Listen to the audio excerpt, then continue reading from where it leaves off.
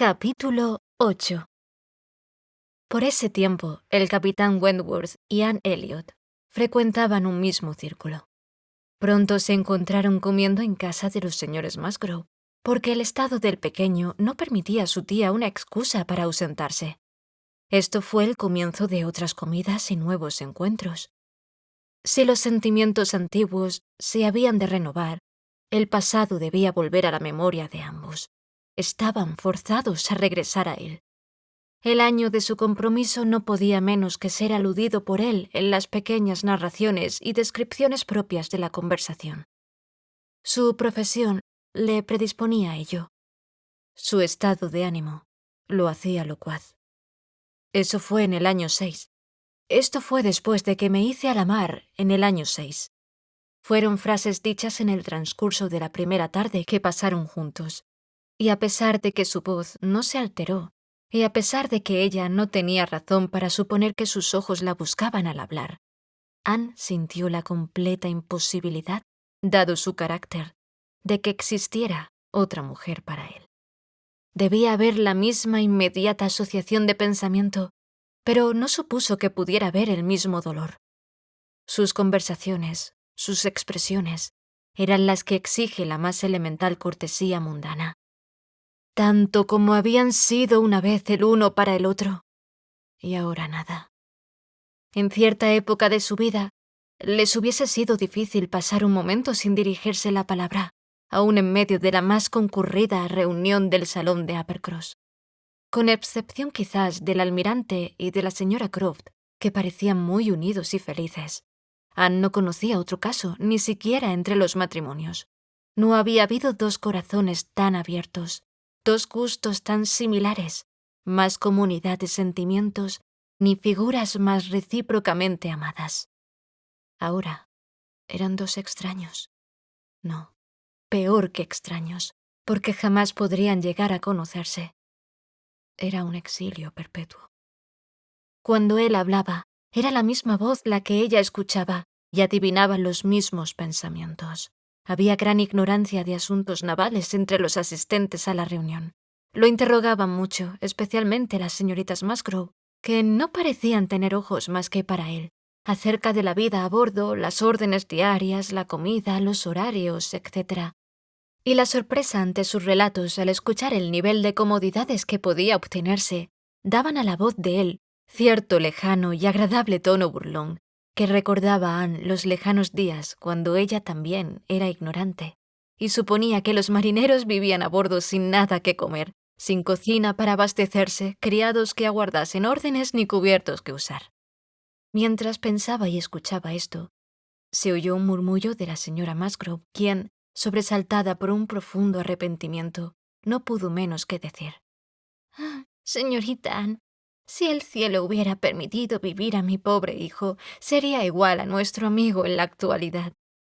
Anne reprimió una sonrisa y escuchó bondadosamente, mientras la señora Musgrove aliviaba su corazón un poco más, y por unos momentos le fue imposible seguir la conversación de los demás. Cuando pudo permitir a su atención seguir sus naturales deseos, encontró a las señoritas Musgrove revisando una lista naval, propiedad de ellas y la única que jamás había sido vista en Uppercross, y sentándose juntas para examinarla, con el propósito de encontrar los barcos que el capitán Wentworth había comandado. «El primero fue Asp, lo recuerdo. Buscamos el Asp». «No lo encontrarán ustedes ahí. Estaba viejo y desvencijado. Fui el último en comandarlo. Apenas servía ya entonces. Por 1 año o 2 fue considerado bueno para servicios locales y con este propósito fue enviado a las Indias Occidentales». Las muchachas miraron sorprendidas. «El almirantazgo», prosiguió él, «se entretiene en enviar de vez en cuando algunos centenares de hombres al mar en barcos que ya no sirven. Pero ellos tienen que cuidar muchísimas cosas y entre los miles que de todos modos se irán al fondo, les es difícil distinguir cuál es el grupo que sería más de lamentar». «¡Bah!», exclamó el viejo almirante.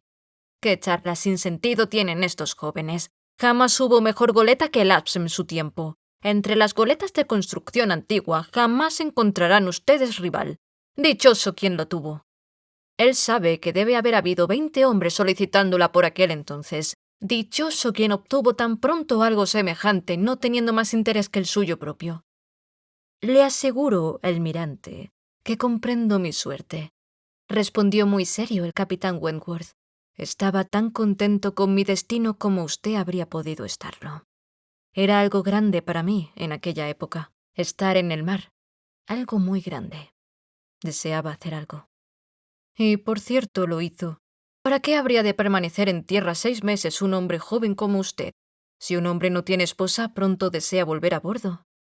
Pero, capitán Wentworth, exclamó Luisa, ¿cuán humillado debe haberse sentido usted cuando, llegando al bordo del As, vio al viejo barco que se le destinaba? Ya conocía el barco de antes, respondió él sonriendo. No tenía más descubrimientos que hacer en él que los que tendría usted en una vieja pelliza prestada entre casi todas sus amistades y que un buen día se la prestaran a usted también. Era muy querido el viejo As para mí. Hacía cuanto yo deseaba.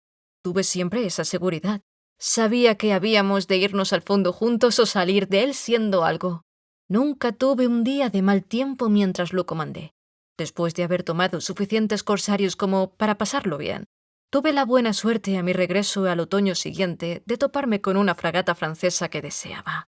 La traje a Plymouth y esto también fue obra de la buena fortuna. Estuvimos sondeando 6 horas cuando súbitamente se levantó un vendaval que duró 4 días y que hubiera terminado con el viejo Asp en menos de lo que tardó en decirlo.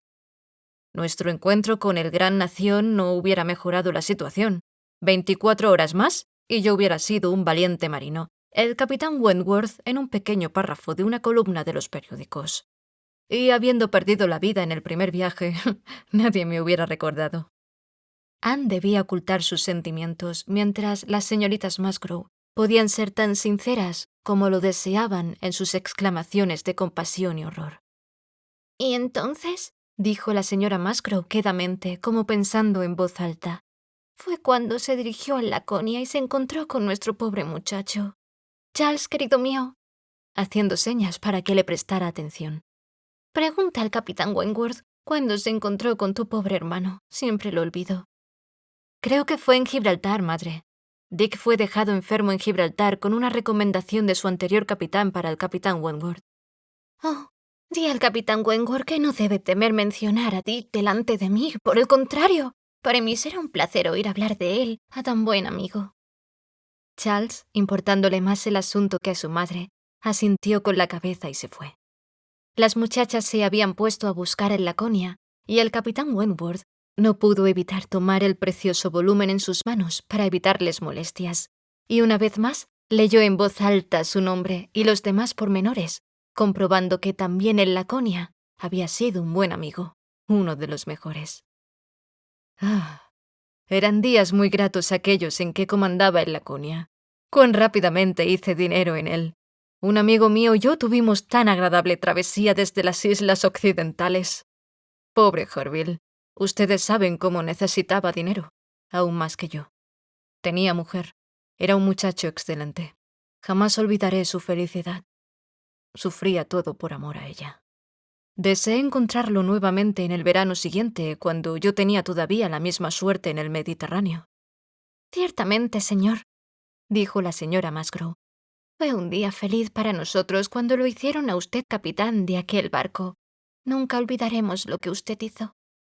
Sus sentimientos le hacían hablar en voz alta, y el capitán Wentworth, oyendo solo parte de lo que decía, y no teniendo probablemente en su pensamiento a Dick Musgrove, quedó en suspenso, como esperando algo.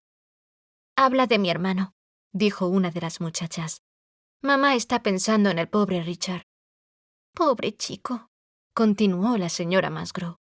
«Se había puesto tan serio. Sus cartas eran excelentes mientras estuvo bajo su mando. Hubiera sido dichoso si nunca le hubiese abandonado a usted.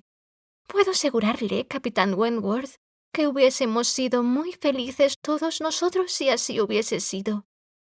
Una momentánea expresión del capitán Wentworth mientras hablaba, una rápida mirada de sus brillantes ojos, un gesto de su hermosa boca, bastaron para probar a Anne que en lugar de compartir los deseos de la señora Musgrove respecto a su hijo, había tenido, a no dudarlo, mucho deseo de verse libre de él. pero esto fue un movimiento tan rápido que ninguno que no lo conociera tanto como ella pudo notarlo. Un instante después, dominándose, tomó aire serio y reposado, y casi de inmediato, encaminándose al sofá ocupado por Anne y la señora Musgrove, se sentó al lado de ésta y empezó en voz baja una conversación con ella acerca de su hijo, haciéndolo con simpatía y gracia naturales, mostrando la mayor consideración por todo lo que había de real y sincero en los sentimientos de los padres. Ocupaban, pues, el mismo sofá, porque la señora Musgrove le hizo lugar enseguida. Solamente la señora Musgrove se interponía entre ellos. Y, en verdad, no se trataba de un obstáculo menor. La señora Musgrove era bastante robusta, mucho más hecha por la naturaleza para expresar la alegría y el buen humor que la ternura y el sentimiento. Y mientras las agitaciones del esbelto cuerpo de Anne y las contracciones de su pensativo rostro delataban sus sentimientos, el capitán Wentworth conservó toda su presencia de ánimo, informando a una obesa madre sobre el destino de un hijo del cual nadie se ocupó mientras estuvo vivo. Las proporciones corporales y el pesar no deben guardar necesariamente relación. El cuerpo macizo tiene tanto derecho a estar profundamente afligido como el más gracioso conjunto de miembros finos. Pero, justo o no, hay cosas irreconciliables que la razón tratará de justificar en vano, porque el gusto no las tolera y porque el ridículo las acoge. El almirante, después de dar 2 o 3 vueltas alrededor del cuarto, con las manos detrás, y habiendo sido llamado al orden por su esposa, se aproximó al capitán Wentworth, y sin la menor idea de que podía interrumpir algo, dio curso a sus propios pensamientos diciendo: «De haber estado usted en Lisboa la primavera última, Frederick, hubiera tenido que dar usted pasaje a Lady Mary Grierson y a sus hijas». «¿En serio? Pues me alegro de haber entrado una semana después». El almirante le echó en cara su falta de galantería. El capitán se defendió, alegando sin embargo que de buena voluntad jamás consentiría mujeres a bordo, excepto para un baile o una visita de algunas horas. «Si usted conociera», dijo, «comprendería que no hago esto por falta de galantería. Es por saber cuán imposible es, pese a todos los esfuerzos y sacrificios que puedan hacerse, proporcionar a las mujeres todas las comodidades que se merecen. No es falta de galantería, almirante, es colocar muy alto las necesidades femeninas de comodidad personal, y esto es lo que yo hago. Detesto oír hablar de mujeres a bordo o verlas embarcadas, y ninguna nave bajo mi comando aceptará señoras mientras pueda evitarlo». Esto llamó la atención de su hermana. «Oh, Frederick, no puedo comprender esto en ti. Son refinamientos perezosos. Las mujeres pueden estar tan confortables a bordo como en la mejor casa de Inglaterra.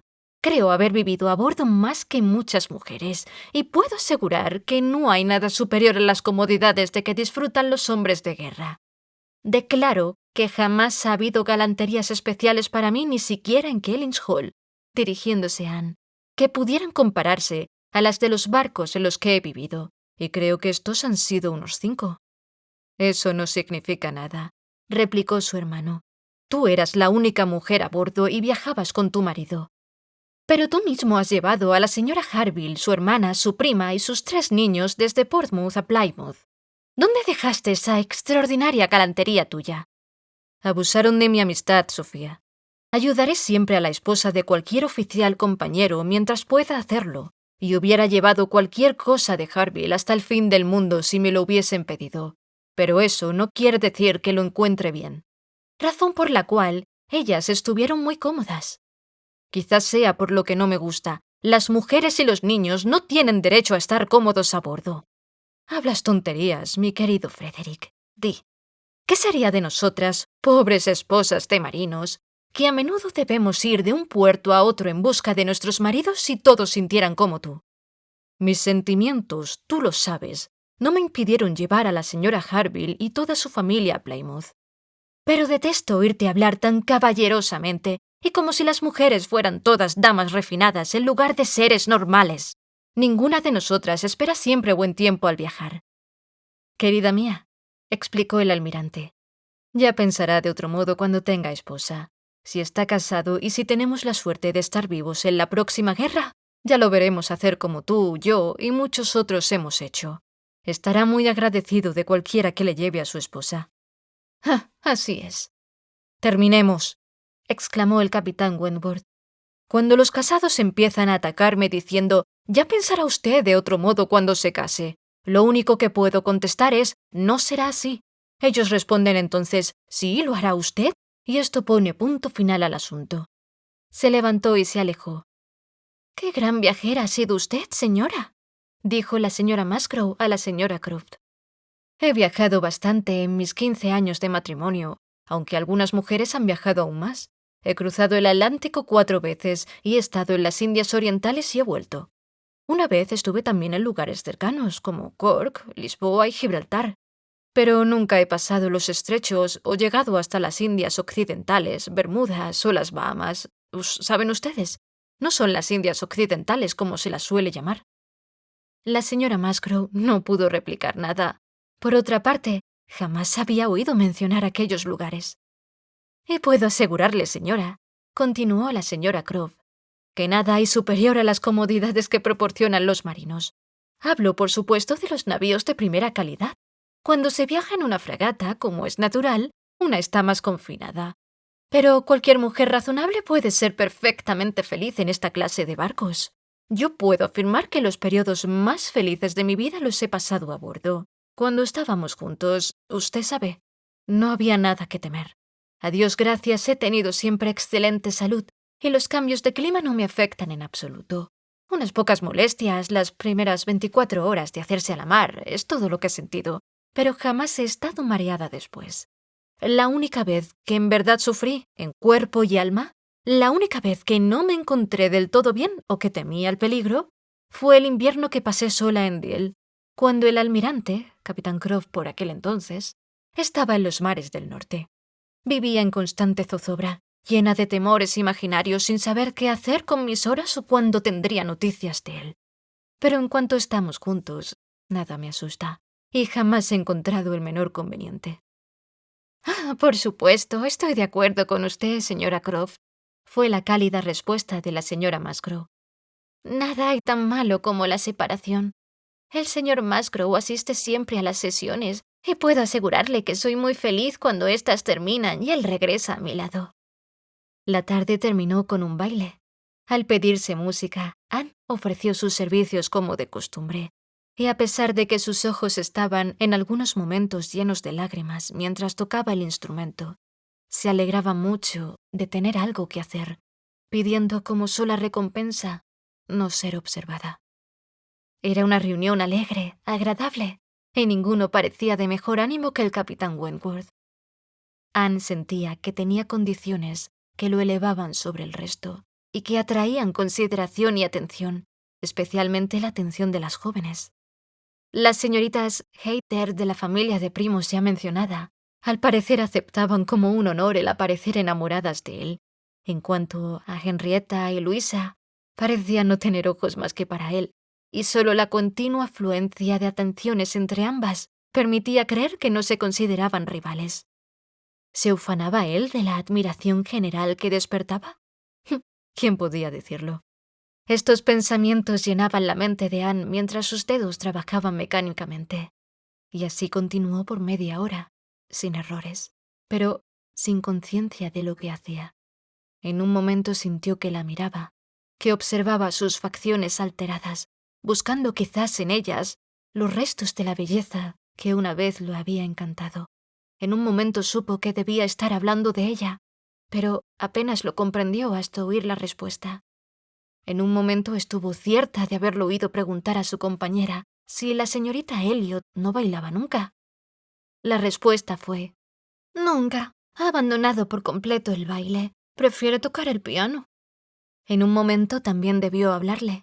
Ella había abandonado el instrumento al terminar el baile, y él lo ocupó, tratando de encontrar una melodía que quería hacer escuchar a una de las señoritas Musgrove. Sin ninguna intención, ella volvió a un ángulo de la habitación. Él se levantó del taburete y dijo con estudiada cortesía: «Perdón, señorita, este es su asiento». Y a pesar de que ella rehusó ocuparlo otra vez, él no se volvió a sentar. Anne no deseaba más aquellos discursos y aquellas miradas. Su fría cortesía, su ceremoniosa gracia, eran peores que cualquier otra cosa.